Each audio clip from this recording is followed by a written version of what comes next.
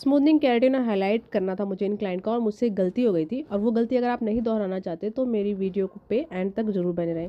तो hi everyone, my name is Sapna and welcome to my channel Sapna hair academy. इस video में आप मेरी क्लाइंट के बिफोर हेयर देख सकते हो। इन हेयर पे हम लोग करने वाले थे स्मूथनिंग, हाईलाइट और केराटिन। तो अब बारी बारी प्रोसेस के बारे में जानते हैं और देखते हैं कि उस वक्त एक्चुअली ये वीडियो 4 साल पुरानी है और इन 4 सालों में मैंने बहुत से केमिकल वर्क किए हैं, बहुत सी keratin, smoothening, Botox, nanoplastia and highlights. तो उस एक्सपीरियंस को मैं आपके साथ शेयर करना चाहती हूँ कि पहले हमने क्या क्या गलतियाँ की थी और अभी भी मुझे लगता है काफ़ी ऐसे बिगनर्स हैं, फ्रेशर्स हैं या एक्सपीरियंस्ड भी हैं जो ये गलतियाँ करते होंगे, क्योंकि ना कोई भी मेन बात सिखाता ही नहीं है। सब कोई प्यूरीफाइंग शैम्पू यूज़ करना है और लुक वार्म वाटर चाहिए, ठंडा नहीं चाहिए, बहुत सारी ऐसी चीज़ें हैं जो आपको कंफ्यूज करती हैं। तो हम इस वीडियो में वही छोटी छोटी चीज़ें जानेंगे और सीखेंगे। तो सबसे पहले हमें हेयर को करना होता है प्यूरीफाइंग शैम्पू से वॉश। अभी प्यूरीफाइंग शैम्पू कौन सी चिड़िया का नाम है? उस वक्त हमने भी लॉरियल का प्यूरीफाइंग शैम्पू जो आता है ना, ब्लू कलर की बॉटल आती है 1 लीटर की, वो यूज़ करते थे हम तब। लेकिन धीरे धीरे हमने देखा, हमने सीखा, एक्सपीरियंस जो किया, कोई भी शैम्पू जो अच्छा फॉर्म बनाता हो, अच्छा झाग बनाता हो, आपको वो यूज़ कर लेना है। कोई प्रॉब्लम नहीं होगी गाइस, ट्रस्ट में। अच्छे से 2 बार शैम्पू कर लीजिए आप क्लाइंट के हेयर को और उसका अब ड्राई कितना करना है। अगर वर्जिन हेयर है ना तो कंप्लीट ड्राई करो, अगर आपको लग रहा है कलर्ड हेयर है तो 50% ड्राई करो। अब ये सारी चीज़ें भी ना कब कितना ड्राई करना है ये और हम आने वाली वीडियो में सीखेंगे। अभी के लिए यहाँ पे हमने कर दिया था 100% हेयर्स को ड्राई और उसके बाद कर लिए थे सेक्शनिंग, रेडियल और profile. Year two year section होता है ना, उसको रेडियल बोलते हैं, और आगे की मांग से लेके एकदम जो नेक एरिया होता है आपका, नेप एरिया, वहां तक को प्रोफाइल सेक्शन। तो ये हमने सेक्शन निकाल लिए 4 और यहाँ पे स्मूथनिंग क्रीम लगाना स्टार्ट कर दिया। पतले पतले सेक्शन लेके लगाना है। अब पतले पतले सेक्शन, कितना पतला सेक्शन भाई, ज्यादा कंफ्यूज नहीं होना है, बस आधा इंच मोटा सेक्शन आपको लेना है और उसी पे प्रोडक्ट अप्लाई करना है, क्योंकि मोटा सेक्शन लोगे तो प्रोडक्ट हर एक बाल में अप्लाई नहीं होगा, खासकर रूट के पास। और अगर ज्यादा फाइन सेक्शन लेते हो तो आपका टाइम वेस्ट होता है। तो आधा इंच सेक्शन मोटा या पौना इंच मोटा भी ले सकते हो अगर आप प्रोडक्ट अच्छे से अप्लाई करना सीख गए हो तो। अब ज़रूरी है प्रोडक्ट को अच्छे से इमल्सिफाई करना। इमल्सिफाई करना मतलब आपको बस ये ध्यान रखना है कि आप जो भी सेक्शन में प्रोडक्ट लगा रहे हो उसके एक एक छोटे से छोटे बाल में भी प्रोडक्ट अच्छे से लग जाए। तो इस तरीके से हम सारे हेयर्स पे प्रोडक्ट लगा लेंगे। अब यहाँ पे आपको ध्यान देना है कि बॉन्ड कब ब्रेक होता है। सर्दियों में लेट से बॉन्ड ब्रेक होता है, गर्मियों में जल्दी बॉन्ड ब्रेक हो जाता है। अगर जिसका फाइन हेयर है उसका बॉन्ड भी जल्दी ब्रेक होगा, किसी का मोटा हेयर तो बॉन्ड लेट ब्रेक होगा। हिना कोटेड हेयर पे 1-1 घंटा लग जाता है, कई बार प्रोडक्ट दोबारा लगाना पड़ जाता है हिना कोटेड पे या फिर डाई कलर जो होते हैं उन पे। तो आपको ये नहीं देखना है कि आधा घंटा हो गया चलो भैया वॉश कर दे, 1 घंटा हो गया चलो वॉश कर दे, नहीं। कई बार ना 20-20 मिनट में, 15-15 मिनट में बॉन्ड ब्रेक हो जाता है अगर कलर्ड हेयर है, ब्लॉन्ड हेयर है तो।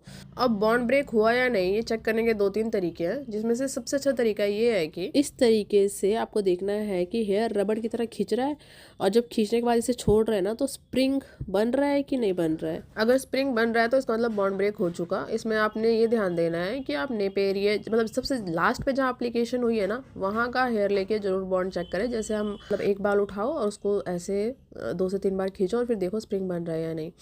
और यहाँ पे एक चीज़ ध्यान देने वाली ये है कि अगर आपकी स्पीड कम है प्रोडक्ट एप्लीकेशन में, तो जब तक आप जैसे नेप एरिया से स्टार्ट किया ना आपने, मतलब नेक वाली लाइन से, और वहाँ से प्रोडक्ट लगाते लगाते जब तक आप आगे तक जाओगे और खासकर जब अकेले काम कर रहे हो तब तक तो पता चला कि एक साइड का बॉन्ड ब्रेक हुआ ही नहीं है और दूसरी साइड पे जो बाल है ना वो जलने पे भी आ गए हैं। इस चीज़ का ध्यान रखना है। इसीलिए केमिकल वर्क ना टीम में किया जाता है, लेकिन अकेले भी कर सकते हो, ऐसा नहीं कि अकेले नहीं कर सकते। मैं बहुत टाइम से अकेले कर रही हूँ, ये तो मैंने फिर भी अपने पार्टनर के साथ किया था। मैंने हमेशा ही अकेले ही केमिकल वर्क किया है और मेरे हेयर्स में कभी कोई दिक्कत नहीं आई है। तो उसका भी तरीका है, वो हम आने वाली वीडियोज़ में सीखेंगे कि अकेले आप करते हो ना तो किस तरीके से हैंडल करना है।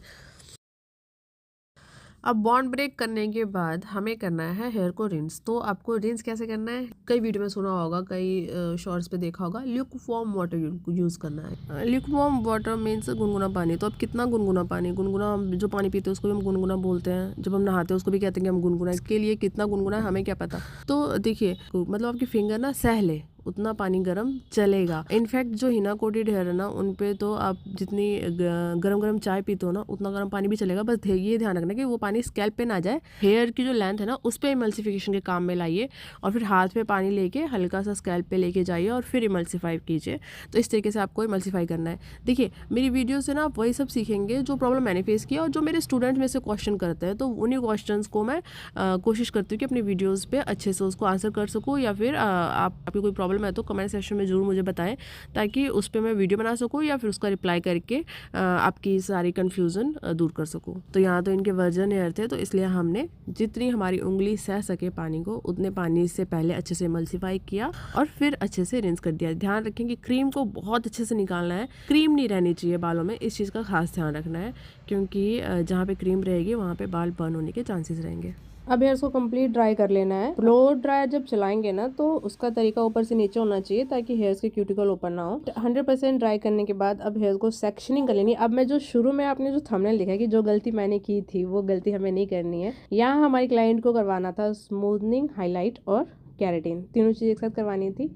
तो इतना लंबा हमने प्रोसेस खींच दिया था ना, क्योंकि नहीं था शुरू में उतना आइडिया। हालांकि रिजल्ट बहुत अच्छा आया था, लेकिन वही है कि हमें मेहनत बहुत ज़्यादा करनी पड़ी थी और प्रोसेस लंबा खींच गया था। मतलब हमने क्लाइंट को 3 दिन बुलाया था। हाँ, 3 दिन बुलाया था। अब वो 3 दिन इसलिए बुलाया था कि हमने क्या किया था कि एक दिन स्ट्रेटनिंग किया था, उसके बाद हमने क्लाइंट को भेज दिया था, फिर नेक्स्ट डे हमने हाईलाइट किया था और फिर केराटिन किया था, और उसके बाद दोबारा हमने बुलाया था तीसरे बार फिर से, और उस दिन केराटिन वॉश किया था।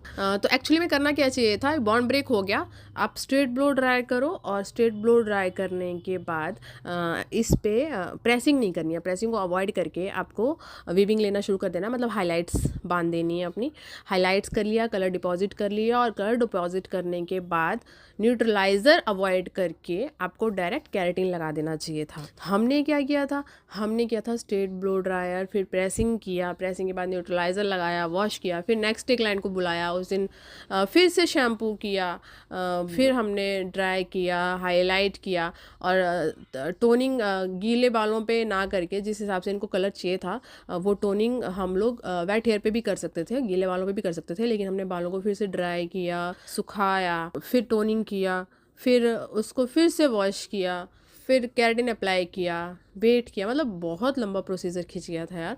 तो एक्चुअली में अगर ऐसा सेम डे आपको करना है तो करना क्या है, बॉन्ड ब्रेक हो गया, हेयर रिंस किया अच्छे से, इसके बाद सुनिए, आपको स्ट्रेट ब्लो ड्राई करना है अच्छे से। स्ट्रेट ब्लो ड्राई करने के बाद हाइलाइट्स की वीविंग बांधनी है, मतलब फॉइल्स लगानी है आपको।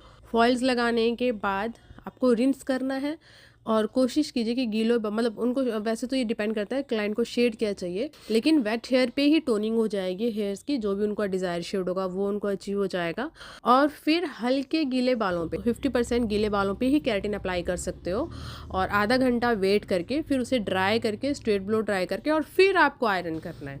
आप समझ रहे हो, हमने इससे पहले आयरन किया ही नहीं, मतलब करना ही नहीं है। जब केराटिन अप्लाई कर लोगे ना, तब आयरन करना है आपको, तब प्रेसिंग करनी है अच्छे से, पतले पतले सेक्शन लेके ऊपर से नीचे तक अच्छे से प्रेसिंग करनी है, और फिर आपको नेक्स्ट डे के लिए, मतलब उनको आफ्टर 24 आवर्स आपको वॉश के लिए बुला लेना है। एक्चुअली में ये होना चाहिए था, जबकि हमने अभी आगे वीडियो में देखेंगे कि 3 दिन का प्रोसेस हमने किया था उस वक्त। तो मेरी इस गलती से आपने क्या सीखा, वैसे ये गलती नहीं थी, हाँ प्रोसीजर को बहुत लंबा फॉलो कर लिया था, क्योंकि पहले इसी तरीके से ही करते थे, लेकिन बाद में जब से केराटिन मार्केट में आया तब से ये प्रोसीजर थोड़ा शॉर्ट हो गया। शुरू शुरू में जब केराटिन आया था तो न्यूट्रलाइज़र भी लगाने के लिए बहुत से सैलून ओनर्स या बहुत सी फैकल्टीज़ कहती थी कि नहीं, स्मूथनिंग बाद पहले न्यूट्रलाइज़र लगाओ और फिर केराटिन लगाओ। इसके पीछे रीज़न ये कहते थे कि मतलब हमें भी यही सिखाया गया था, जो न्यूट्रलाइज़र होता है वो आपके, जैसे स्मूथनिंग क्रीम जो होती है वो बॉन्ड को ब्रेक करती है, तो न्यूट्रलाइज़र बॉन्ड को फिर दोबारा जो भी आपने रीशेप दिया है उसको फिक्स करता है। तो केराटिन का ये है कि केराटिन आफ्टर 30 या 35 वॉश के बाद निकल जाता है ना। ये था कि अगर केराटिन उतरेगी तो आपके हेयर्स भी 30 या 35 वॉश के बाद वेवी होना स्टार्ट हो जाएंगे। लेकिन मैंने बहुत से क्लाइंट का ऐसा, मतलब शुरू में हमने भी वैसे ही किया, लेकिन बाद में जब से मैं स्मूथनिंग बाद न्यूट्रलाइज़र को अवॉइड करके डायरेक्ट केराटिन कर रही हूँ, तो ट्रस्ट में गाइस हेयर्स स्ट्रेट ही रहते हैं, क्योंकि केराटिन भी एक तरह का न्यूट्रलाइज़र ही है, ये हम आने वाली वीडियोज़ में सीखेंगे। तो अभी के लिए देखिए हमारी प्रेसिंग कंप्लीट हुई, अब हम न्यूट्रलाइज़र लगाएंगे। वीडियो को लास्ट तक जरूर देखिए ताकि आपको सारा प्रोसेस उस वक्त पता चले कि हमने किस तरीके से किया था और क्या रिजल्ट आया था। वीडियो को थोड़ा फास्ट फॉरवर्ड कर दे रही हूँ ताकि ज़्यादा लेंथी ना हो वीडियो। तो अब न्यूट्रलाइज़र एप्लीकेशन किया हमने। न्यूट्रलाइज़र एप्लीकेशन करने के बाद हेयर टाइप के अकॉर्डिंग रखना होता है न्यूट्रलाइज़र, कितने मिनट रखना होता है कितने मिनट नहीं, तो 10 से 15 मिनट के बीच ही रखा जाता है ज़्यादातर। न्यूट्रलाइज़र की एप्लीकेशन एकदम फास्ट करनी है। अकेले आप किस तरीके से फास्ट एप्लीकेशन कर सकते हो, इसके लिए भी आप कमेंट जरूर कीजिएगा। मैं उसके लिए डिटेल वीडियो लेके आऊँगी कि अकेले न्यूट्रलाइज़र अगर आप लगा रहे हो तो कैसे, मतलब कौन सा मेथड यूज़ करो जिससे कि आप फास्ट एप्लीकेशन कर पाएँ। तो न्यूट्रलाइज़र लगाने के बाद हमें 10 से 15 मिनट रखना है। एक चीज़ क्लाइंट को बोलना है कि बेंड ना करें, अच्छे से कॉम्ब करके एकदम स्ट्रेट कटिंग शीट के साथ चिपका देना है हेयर्स को। उसके बाद करना है रिंस अच्छे से कर लेना है और रिंस के बाद हेयर मास्क जरूर अप्लाई करना है।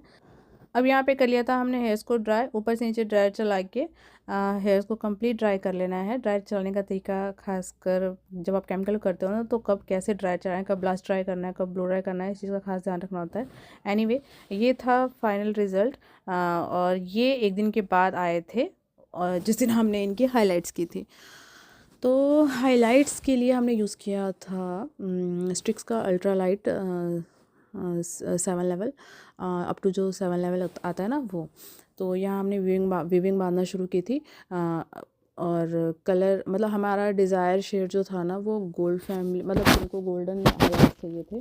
तो 8.3 हमने डिपॉजिट किया था, टोनिंग मतलब 8.3 से की थी हमने। तो अप टू 7 लेवल ब्लॉन्ड करने के बाद भी ना इजीली हमें 8 लेवल का जो अंडर कोट है वो मिल गया था, क्योंकि जो हेयर है ना हमारे क्लाइंट के वो ऑलरेडी ब्राउन थे, लाइट ब्राउन हेयर थे और ऊपर से वर्जन हेयर थे। तो बहुत इजीली 8 लेवल का अंडर कोट जो हमें अचीव हो गया था। तो इसके बाद ये 8.3 कलर हमने डिपॉजिट किया और कलर 20 लेवल के साथ। अच्छा, यहाँ पे आप ध्यान दो कि हमने ना अपना कलर बचाने के लिए, क्योंकि उस वक्त हमें बस ये था कि कम से कम प्रोडक्ट में हम अपना अच्छा रिज़ल्ट कैसे दें, क्योंकि चार्जेस भी उसी अकॉर्डिंग लिए थे हमने अपने क्लाइंट से। तो आप यहाँ पे देखो किस तरीके से हमने अपना कलर बचाने के लिए एक टेक्निक यूज़ की थी। ये हेयर बैंड होते हैं ना, वो लगा दिए थे अपने क्लाइंट के सारे बालों में। सिर्फ हाइलाइट्स जो है ना जहाँ जहाँ, वहीं पे हमने कलर लगाया था। कलर एप्लीकेशन के बाद सिर्फ 10 मिनट का वेट करना था और 10 मिनट के वेट के बाद हमने कलर को रिंस कर दिया था और फाइनल रिजल्ट अभी आप आगे देखिए वीडियो में। अगर ये हाईलाइट की टेक्निक आप डिटेल में सीखना चाहते हैं ना, तो कमेंट कर जरूर बताइएगा। इसी वीडियो का डिटेल वर्जन भी मैंने ऑलरेडी अपलोड है, मैं लिंक प्रोवाइड कर दूँगी उसका। तो ये फाइनल रिजल्ट था। अच्छा, कैरेटिन, हाँ वो कैरेटिन क्लिप्स ना मुझे मिली नहीं, अदरवाइज मैं अपलोड करती जरूर आपके लिए, तो उसके लिए सॉरी। बाकी ये फाइनल रिजल्ट था क्लाइंट का हमारे कैरेटिन स्मूथनिंग और हाइलाइट्स का। वीडियो आपको कैसे लगी जरूर बताइएगा। हमारी गलतियों से आपने क्या क्या सीखा, आपको क्या हेल्प मिली इस वीडियो को देख के, कमेंट सेक्शन में जरूर बताइएगा प्लीज़, क्योंकि ये वीडियोस इस टाइप के ना हमें इनकरेज करेंगे आगे और वीडियो डालने के लिए, ताकि हम खुल के आपको बता पाएँ कि हाँ हमसे ये गलती हुई है और हमने उन गलतियों से क्या क्या सीखा है, या फिर आप उस गलती को ना दोहराएं। इसलिए कमेंट सेक्शन मतलब कमेंट जरूर किया कीजिए कि हाँ आपने हमारी गलती से ये सबक लिया या ये सीखा। हालांकि हम भी सीखते हैं अपनी गलतियाँ कर करके ही। तो मिलते हैं जल्दी नए वीडियोज़ में, तब तक के लिए thank you and bye bye.